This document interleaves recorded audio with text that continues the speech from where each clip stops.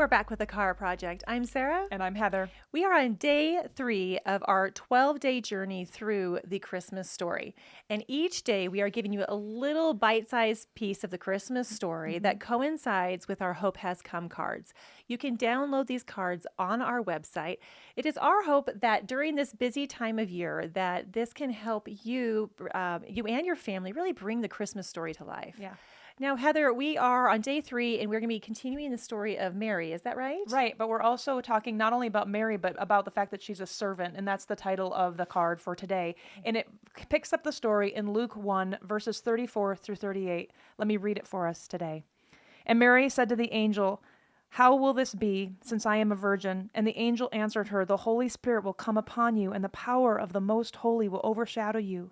Therefore, the child to be born will be called Holy, the Son of God. And behold, your relative Elizabeth, in her old age, has also conceived a son.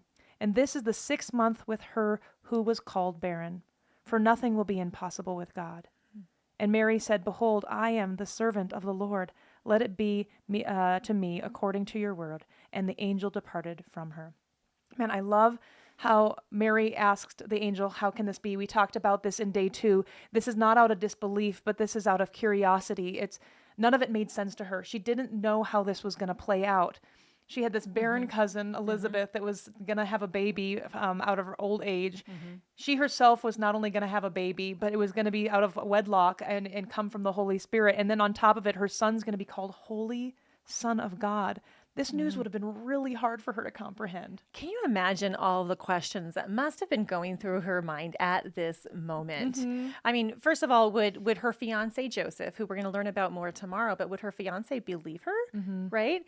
What would everyone else say about her? Would they judge her? Would they ridicule her for being unfaithful? I just can only imagine what was going through her mind at this moment. Totally. And it begged the question for me out of our CHARA Bible Study guide, the question in our history section of how would Mary have heard this message? How does this fit into the overarching story of the Bible? Yeah, that's a good question. Right? And here you have Mary hearing this angel say, "For nothing will be impossible with God." You can imagine that it would bring back the story of Abraham and Sarah in Genesis 18. Here we have Sarah, who is barren at old age, very similar to her cousin Elizabeth, never expecting to have a child, and yet God spoke to Abraham, and this is what he says in Genesis 18, verse 14. "Is anything impossible for the Lord?" Let me just say that again. "Is anything impossible for the Lord?" And that sounds familiar. Right? And then God goes on and says, "At a appointed time, I'm going to come back, and in a year, she's going to have a son."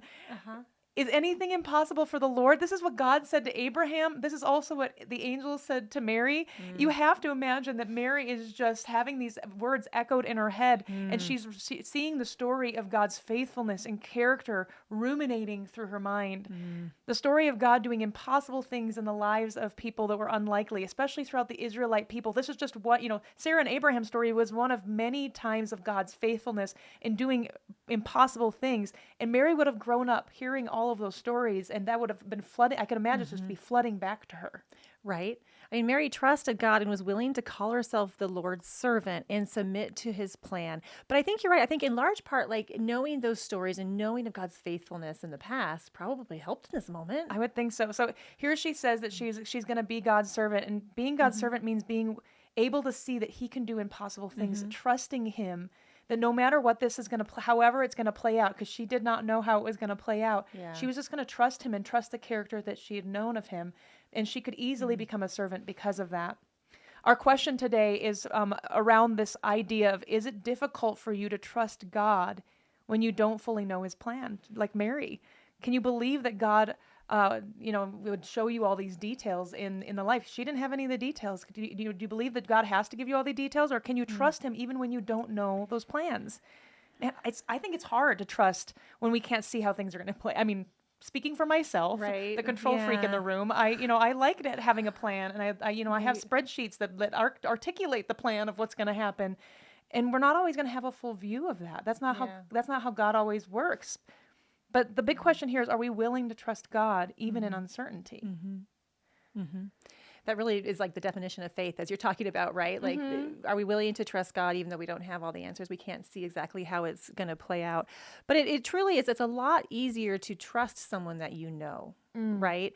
And by knowing God's character, maybe this made this easier for Mary to trust his plans. If she knew of his faithfulness throughout the stories of her people in the Old Testament, maybe that made it easier for her to trust him because she didn't know his plans. She didn't know, she knew that, but she knew that no matter what, that somehow it would turn out and she could trust him. He was faithful. Absolutely. I mean, it reminds me when I moved to Utah, my husband was coming out here for work on a regular basis. And so he was the one that was looking for our house and our apartment and figuring out kind of where we were going to live. I know my husband well. We'd known each other for years. I knew his character. I knew what he was like. So when he was picking out the place, I didn't see it. I had no idea. When we moved out to Utah, it was the first time I'd ever seen the place we were moving into. And I trusted him because I knew who he was. I knew his character. I knew what to expect. I didn't know the plan. I had no idea what the place looked like. I knew it had 2 bedrooms. Like that's the extent I knew. But that was enough for me because I understood and trusted my husband to make the decision and to do what was best for us as a family. Yeah. And I mean, it's a lot, again, to your point, it's a lot easier to trust somebody that you know. And it's the idea is, can we get to know God in the same way? Yeah. No, I like that. I mean, actually, it makes me recall when we moved to Utah as well. And that required some trust also. My husband and I were newlyweds, and we moved here for a job opportunity, really just out of college. And the plan was to work here for a few years and then to go back home to the Northwest where we had family. Certainly by the time that we had children, we were going to move back home and our kids were going to be raised next to grandpas and grandmas and cousins and all of the things. And by the time that we had kids, boy, there was a recession, the economy crashed, our financial situation crashed, and we could not afford to move. And we were stuck in that position for years. And I wrestled with God for years. This was not my plan, Lord. This was not the plan, God. And during that wrestling and over time, God has shown me how he really and truly could use me here and how I love living here and the purpose that he has.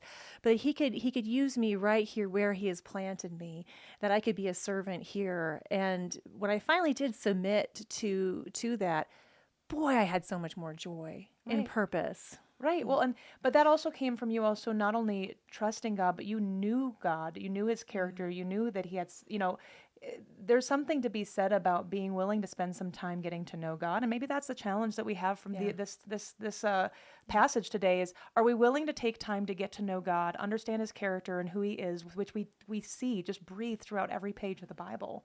When we do that, it makes it so much easier to submit to his will, to become that servant. Mary had no problem with it because she knew who he was. And I just pray the same for us as we go into this Christmas season. I love that. I think Mary was so brave, and I think humbled that God would use her, right? To be this servant to bring forth the birth of Jesus, right? Like, that's pretty incredible. I love studying the story of Mary. Thank you for helping bring this to life today, Heather. Be sure to download the Hope Has Come cards on our website. We will hopefully you can join us tomorrow for day 4 as we continue in the Christmas story. And thanks so much for joining us. We'll see you tomorrow.